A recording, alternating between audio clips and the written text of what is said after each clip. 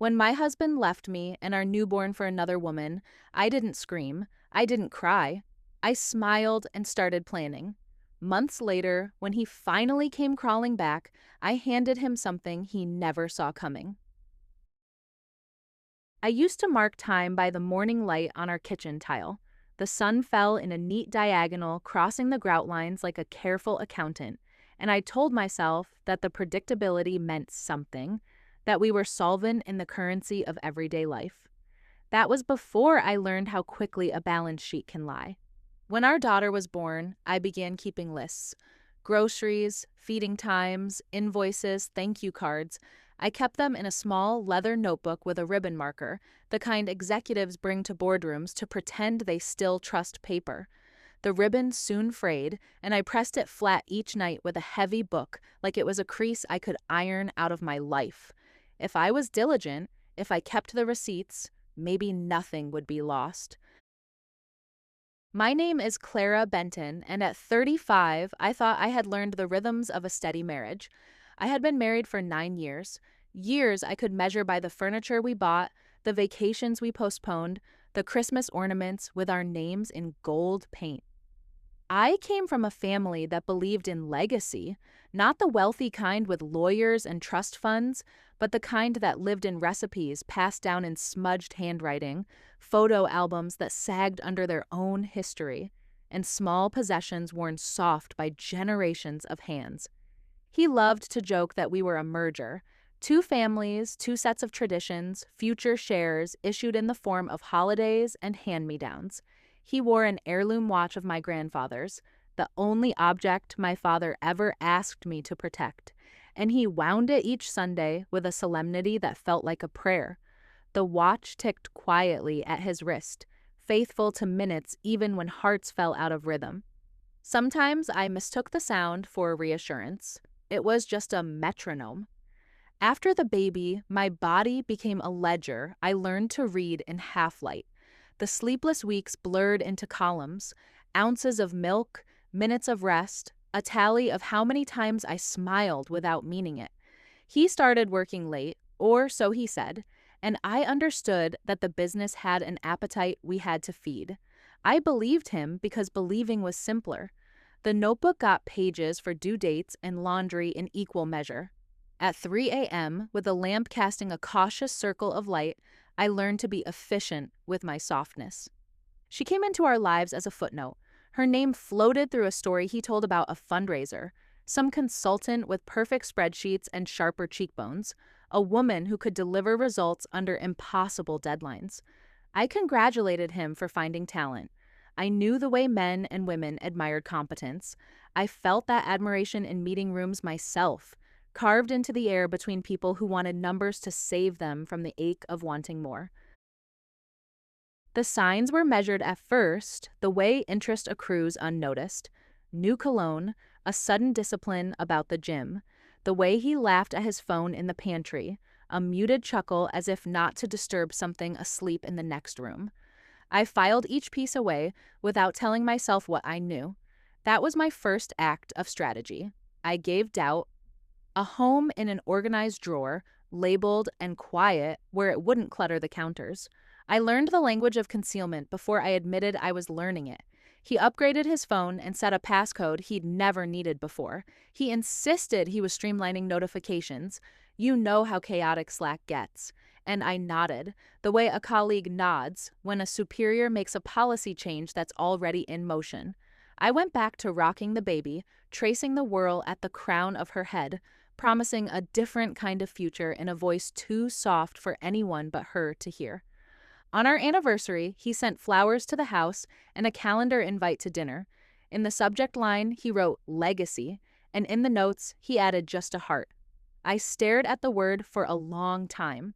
Legacy, like a trust established in someone else's name. Legacy, like a story that keeps telling itself after you're done speaking. I clicked accept and closed the laptop. The flowers smelled like something determined to live. That night, he was charming in a way that belonged to his 20s. He held doors and poured wine like a man staging a memory for later. I wore a black dress that used to sit differently on my hips. He looked at me with a practiced tenderness and asked about the baby as if she were a client. Metrics, improvements, milestones. I answered politely, appreciating his interest, applauding progress neither of us had made. When we returned home, the baby slept in her bassinet, arms flung out like a starfish gripping the tide. He offered to clean the kitchen, a small ceremony to honor the night. I rinsed glasses while he loaded the dishwasher. He hummed something I didn't recognize, and then his phone, propped against the fruit bowl, lit up with a message that was not meant for my eyes. I didn't see the words at first, only the punctuation, an exclamation point, bright as a warning flare. He reached for the phone too quickly, a flinch that split the evening into a before and after. I dried my hands and walked away, not because I was afraid of what I would find, but because I wanted to choose the room where I would learn it. In the nursery, the mobile turned slowly, paper crane sailing in an air current the vent had invented. The soft ticking of the monitor matched the watch on his wrist in a distant room. I thought of my grandfather winding that watch before church, of my father placing it in my palm, of my husband asking if he could wear it for luck on our wedding day. I had said yes because legacy, I believed, was shared. He came to the doorway and told me he needed to take a call. He said it with the careful neutrality of a man telling a jury the facts. I nodded and pressed a finger to my lips, pointing at our daughter as if she were the reason for silence. He took the phone to the back patio and closed the door with exaggerated gentleness. Through the glass, I saw his mouth move without hearing the lies he had chosen. The knight leaned in to listen for me. When he returned, he had an apology ready, the kind that anticipates forgiveness like a tax deduction. It was just a colleague, he said. A late file, a deadline missed by someone else, and now sitting heavy in his inbox. I said I understood. He put a hand on my shoulder and squeezed, relief moving through him like a wire pulled tight. In the quiet that followed, I realized something had already ended. Ends are always tidy on paper. In life, they spread. The next day, I opened my notebook and wrote down a new list. Not tasks, not groceries, not feedings, questions. I numbered them to make them obedient. How long? With whom? For what reason? And finally, my handwriting steadier than it had any right to be, what remains mine? The answer came later, but the question slept beside me from then on, as faithful as a watch. I didn't tell anyone. Not my mother, not my best friend, not even the neighbor who always seemed to know who was fighting with whom on our street. There's a peculiar kind of power in silence. People mistake it for weakness, but it can be the sharpest tool in the drawer if you hold it long enough. Instead, I observed, every movement of his became a data point. When he came home late, I noted whether he went straight to the shower or to the kitchen. If he was humming, I paid attention to the tune. If he was quiet, I marked the heaviness in his shoulders. I became an archivist of small betrayals, cataloging them in the same notebook where I kept baby milestones and grocery lists. Some nights I would sit on the couch after he fell asleep, scrolling through old pictures of us. His face in those early years had an openness to it, like a window you could see clear through. Lately, it had been a mirror instead, reflecting back only what he wanted me to see. The woman from the fundraiser appeared in more of his stories now, always in passing, always with a professional excuse. She's got this sharp way of looking at problems, he'd say. She really gets things done. He described her like a rare acquisition for the company, a tool too valuable to lose. I started to imagine her in boardrooms, leaning forward over glossy conference tables, her eyes bright with the thrill of being indispensable. I knew the type. I had been the type once, before marriage and motherhood dulled my edges into something safer. I wondered if he missed that version of me, or if he had simply outgrown it like a suit that no longer fit. Still, I didn't confront him. Confrontation is a currency that spends quickly, and I wasn't ready to go broke. Instead, I perfected my role as the attentive, slightly tired wife, the kind who didn't pry because she was too busy keeping the household running. He relaxed under that illusion, never suspecting that I was building a map. I learned the rhythms of his deceit, The late-night text exchanges, the pauses before answering simple questions, the way he sometimes stared out the kitchen window as if seeing something beyond our yard. His phone, once casually left on counters and coffee tables, now lived in his pocket or face down on the desk. One night, while he was in the shower, I picked it up. My hands didn't tremble, my breathing didn't quicken. I had already prepared myself for whatever I might see. But there was nothing. No open apps, no notifications. I put it back exactly as I'd found it. The absence of evidence was its own kind of proof. I began to take longer with my own routines. If he was meeting her after work, I wanted him to imagine me at home, patient, content, waiting in the soft light of our living room. I wanted him to believe that my world remained exactly where he'd left it. People are careless when they think they're not being watched. The strange thing was, we started having more conversations, not about the affair, never about that, but about small, surface-level things. He'd ask about my day, I'd ask about his meetings. It was like we were playing the parts of a couple rediscovering each other, except only one of us knew it was theater. I studied his body language in these moments, the way he leaned forward when he spoke about work, the little smile that came when he got a late-night text and pretended it was a joke from a friend. He thought I wasn't paying attention, but I was taking mental notes in ink. I didn't want to save the marriage, not in the way people usually mean when they say that. What I wanted was time. Time to understand the scope of what had been taken from me. Time to decide whether my next move would be to burn the bridge or let it quietly collapse. Sometimes, in the stillness after midnight feedings, I would stand in the doorway of the nursery and think about legacies. The word he had typed in that anniversary invite kept circling back. A legacy isn't just what you leave behind. It's what you refuse to give away. My father's watch, my daughter's trust, my own name. Those things were mine, and I would not have them rewritten by his choices. The baby grew quickly in those weeks, as if she were in on the plan. Her eyes followed me more. Her hands clutched my shirt with purpose. I started to think of her not as a reason to stay, but as a reason to leave well. One day, she would be old enough to see the truth in the gaps of a story, and I wanted the version she found to show a mother who moved with intention, not impulse. When friends asked how I was adjusting to motherhood, I smiled and told them the truth in its safest form. It's a lot, but I'm learning. I didn't say what I was learning. That deception can be as tender as it is cruel. That revenge, in its purest form, isn't loud. It's the art of reclaiming what's yours without ever asking permission. And so, I waited. Every evening, he stayed out. Every story he told that didn't add up became another thread I could weave into the net. Sooner or later, he would trip. And when he did, I'd be ready, not to catch him, but to watch him fall. By the time the leaves began to curl into autumn colors, I had enough information to chart his movements with the precision of a shipping manifest. I knew which days she called him during his commute, which mornings he left early under the guise of urgent site visits, and which evenings he lingered in parking lots to end a conversation before coming inside. The first step in my plan was simple. Never give him a reason to suspect that I knew. Suspicion makes people careful. I needed him comfortable, predictable, lulled into thinking that his secret was still intact. So I became more affectionate in small, calculated doses. A hand on his arm during dinner, a question about his workload, a genuine laugh at one of his recycled jokes.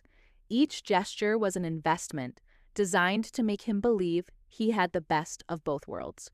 The second step was disruption, but disguised as coincidence.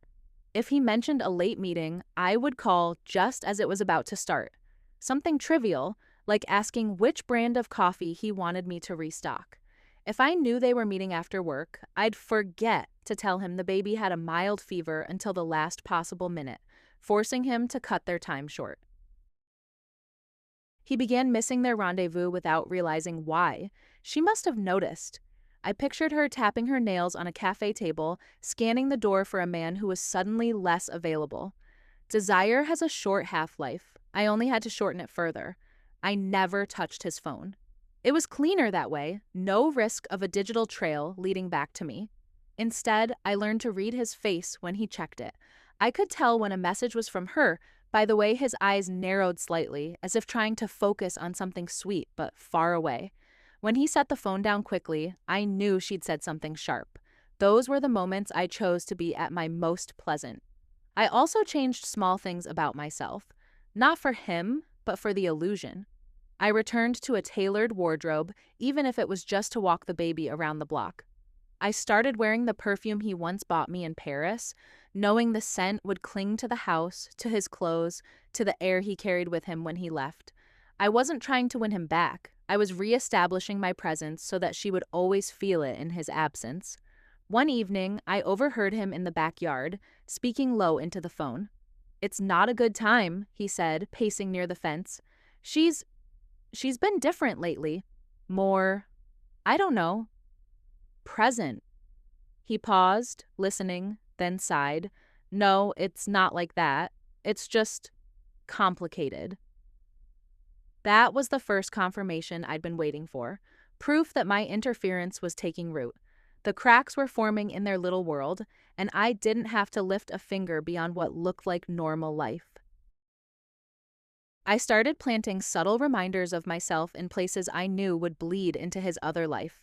A lipstick mark on his travel coffee mug, a handwritten grocery list tucked into his briefcase. Even the baby's blanket, faint with my perfume, slipped into his car by accident. These were not desperate acts. They were quiet sabotage. If she ever noticed, she'd recognize them for what they were: a woman staking her ground without saying a word. He began coming home earlier. At first, it was once a week, then twice, until it was almost every night. The excuses for his absence grew vaguer, less convincing even to himself. I didn't ask questions. I simply welcomed him with a smile that could mean anything. The less I explained my own behavior, the more he wondered what I knew. Meanwhile, I was preparing my exit. I met with a lawyer under the pretense of updating our estate plan. I moved certain accounts into my name alone, citing financial streamlining. I requested copies of all important documents: the deed to the house, insurance policies, even the warranty on the car. Each step was filed neatly in a folder in my office, labeled Legacy. I also started looking at apartments. Not seriously at first, just browsing online listings late at night while the baby slept. I filtered for sunlight, hardwood floors, and a small balcony where I could drink my morning coffee in peace. These were not just daydreams, they were reconnaissance missions. By the time I chose one, I would already know every corner. In public, we looked steady again. He put his arm around me at a neighborhood barbecue, made jokes at my expense in the way couples do when they're signaling harmony. I played along because the performance was part of the plan. People believe what they see, and I needed everyone to believe I was happy, until I wasn't. The only place I let myself feel the full weight of it was in the nursery. Sitting in the rocking chair, I'd watch our daughter's slow, even breathing and imagine the day I would tell her the truth, not in bitterness, but in clarity. I would tell her that her mother never raised her voice, never begged, never gave away more than she chose. That sometimes the best revenge is leaving the table without making a scene, knowing you've already taken the best dish with you. The turning point came without warning. One Sunday afternoon, he left his phone on the kitchen counter while he went to check the mail. A message from her lit the screen. "I don't know if I can do this anymore." My eyes rested on the words just long enough to memorize them, then I turned away. That night, he lingered in the doorway of our bedroom, watching me read. "You've seemed different lately," he said. "In a good way?" I asked, without looking up. He hesitated, then nodded. "Yeah, in a good way." I smiled faintly and turned the page. The trap was almost closed, and he still thought he was the one in control.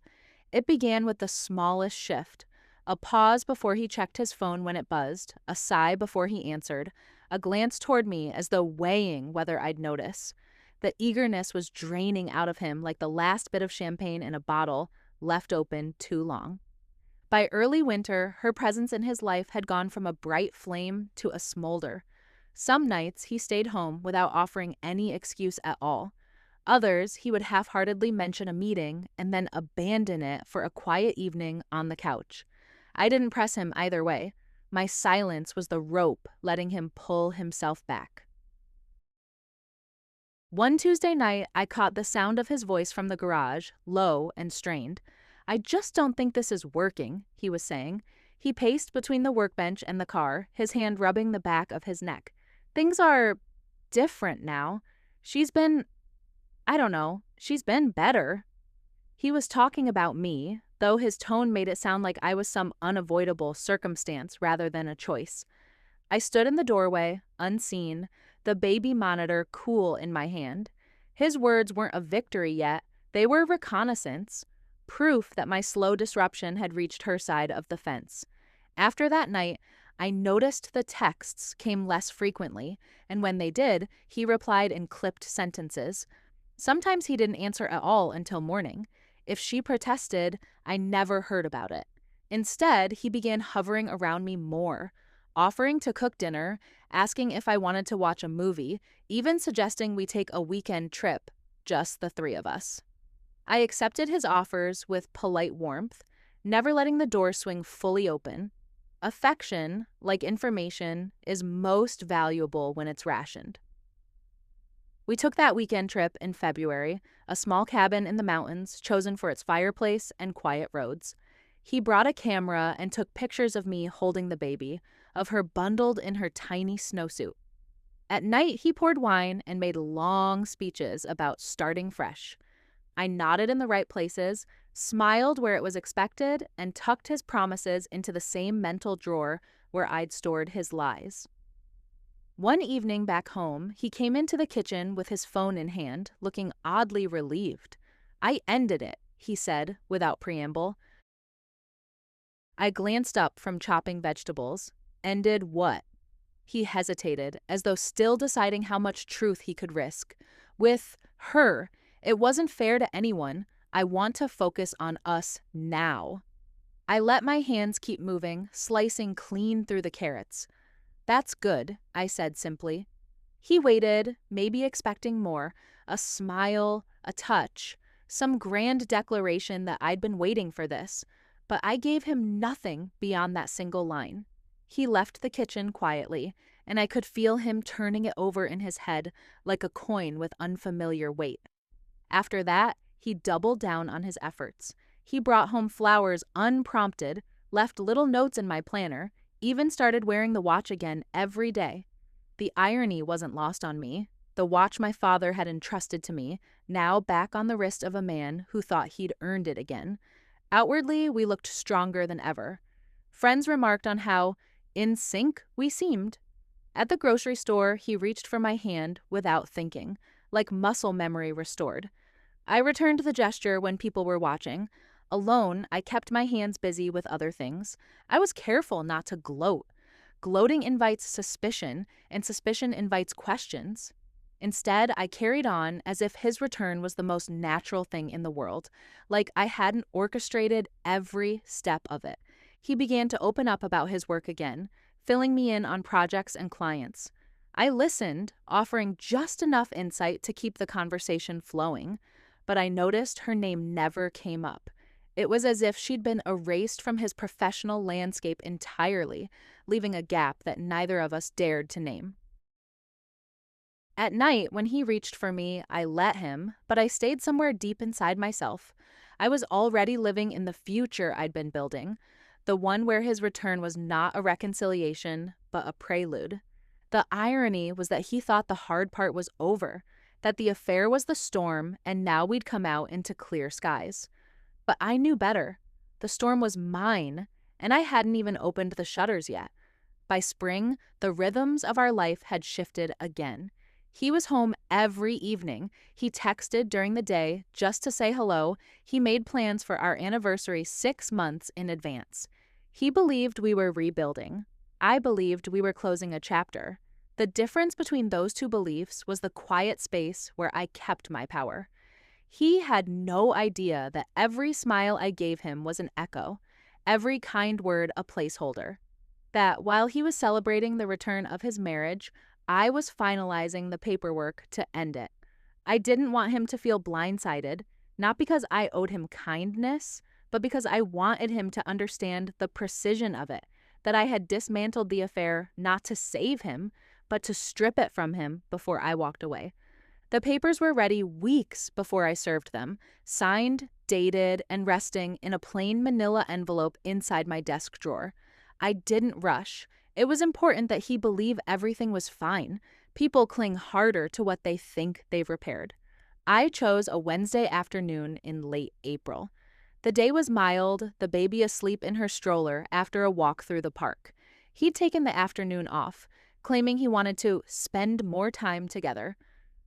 We ate lunch at the kitchen island, grilled cheese and tomato soup, simple and warm, the kind of meal that felt almost like nostalgia. He was telling me about a new project at work when I stood, walked to the desk, and returned with the envelope. I set it down between us like a file waiting for review. "What's this?" he asked, reaching for it. "Read it," I said. My voice was calm, not cold. He slid out the papers, scanning the first page before looking up at me. "Divorce?" His voice cracked slightly on the word. "Yes," I said, meeting his eyes. The silence stretched long enough for the clock above the stove to mark it in neat, even ticks. He searched my face for some sign of anger or sadness, but I offered neither. The decision was complete. There was nothing left to negotiate. "But I thought—" He trailed off, his hand still holding the papers like something fragile. "I ended things. I came back. We were—" "No," I interrupted, softly but firmly. "You came back to something that no longer existed. You just didn't notice." He sat back, the realization settling over him in slow waves. "So this whole time—" "Yes," I said again. "I wanted the truth to be simple, unadorned. I knew. I let it play out. I let you think you were choosing me. And then I chose myself." He glanced down at the watch on his wrist, my father's watch, and for the first time in months, he looked unsteady. "Clara, the baby?" "She'll be fine," I said. "Better than fine. She'll grow up knowing her mother didn't settle for less than she deserved." He tried again, reaching for some foothold. "We can work through this. We've been doing better." "That was for you," I said. "Not for us. I wanted you to know exactly what you were losing before you lost it." His mouth opened as if to argue, but then closed again. He understood. That was enough. I stood, lifting the stroller handle with one hand. "My lawyer will be in touch. You can keep the watch. It'll remind you of what you couldn't keep." I left him at the kitchen island, the papers still spread in front of him. From the doorway, I caught a final glimpse of him staring at them like they were in a language he almost understood. The air outside was bright, the kind of spring light that makes everything look sharper. As I walked down the driveway, I felt no rush, no racing heart, just the quiet certainty of a plan completed. At the corner, I glanced back once. He was standing in the doorway, still holding the papers, watching me go. I didn't wave. Some endings require no ceremony. When I reached the apartment I'd chosen weeks earlier, the keys felt warm in my hand. Sunlight poured through the windows, falling across the hardwood floors I'd imagined on those late nights at the computer. I set the stroller in the living room, unbuckled my daughter, and held her against my chest. She blinked up at me, calm and curious, her small hands gripping my shirt. "This," I whispered to her, "is our legacy. Not the marriage, not the betrayal, not even the revenge. Those were just the scaffolding. The legacy was the life we'd build without permission from anyone else." I poured a cup of coffee and stepped onto the balcony, feeling the April breeze sweep across my face. Somewhere behind me, in a different house, a man was beginning to understand the cost of my silence, and I, finally, was free. The first week in the new apartment felt like stepping into a room where no one knew my name. Every surface was bare, every corner waiting for a purpose. I moved slowly through it, choosing where things would go as though the placement might rewrite the past. There was no rush. I'd lived too long under someone else's clock. Now, the only ticking I heard came from a small kitchen timer I'd bought for making tea. The absence of my father's watch on his wrist was not a loss, it was a restoration. Each morning, I opened the balcony doors and let the air move through the rooms. I learned the way the light fell at different hours, how the shadows shifted across the floor like gentle tides. The baby would crawl toward the sunlit patches, giggling when I scooped her up. We had no schedule beyond our own needs. It was a freedom I'd never known inside marriage. My friends asked if I felt lonely. I told them no. What I felt was space, the kind you can stretch in without bumping into someone else's demands. The quiet wasn't empty, it was honest. I began rebuilding in ways that had nothing to do with him. I took on freelance work from home, the kind that used the sharp parts of my mind I'd almost forgotten I had. I started cooking for pleasure again, not just out of obligation. Meals with flavors that lingered, meals meant to be savored rather than served in haste. Some nights, after putting my daughter to bed, I would sit on the balcony with a glass of wine and look out over the city lights. I'd think about the years I'd spent believing stability was the same as safety. I understood now that stability can be a cage when it's built on silence you didn't choose. The legacy I kept was not a single object or memory. It was the entirety of myself. My ability to decide when to stay, when to leave, and how to leave without losing my dignity. My father's watch might sit on his wrist, but the time it kept was mine again. I never told him that I'd known about the affair from the very beginning. That knowledge is mine alone, locked away in the same place I keep the memory of his face when he read the divorce papers. It's not spite that keeps me from sharing it, it's strategy. A truth withheld can be more powerful than one revealed. One afternoon, months later, I saw him at a coffee shop across town. He was alone, stirring his drink slowly, his eyes drifting toward the door every time it opened. He spotted me and gave a small, almost tentative smile. I nodded once, a polite acknowledgement, and walked past without stopping. Some connections don't need a second ending. Back home, my daughter was playing with a wooden box my father had given me, a keepsake chest filled with small tokens from our family's past. I sat beside her, watching her hands explore the edges of each item. She didn't understand their history yet, but one day she would. And when she asked, I would tell her that a legacy is not just what you're given, it's what you refuse to surrender. That night, as I closed the balcony doors against the cool air, I caught my reflection in the glass. Not the tired wife I'd once been, not the strategist I'd needed to become, but a woman who had stepped into her own story and chosen the ending herself. And that, more than anything he had ever offered me, was worth keeping. If this story hit you as hard as it hit me to live it, subscribe for more true slow burn revenge stories, where justice is calm, calculated, and unforgettable.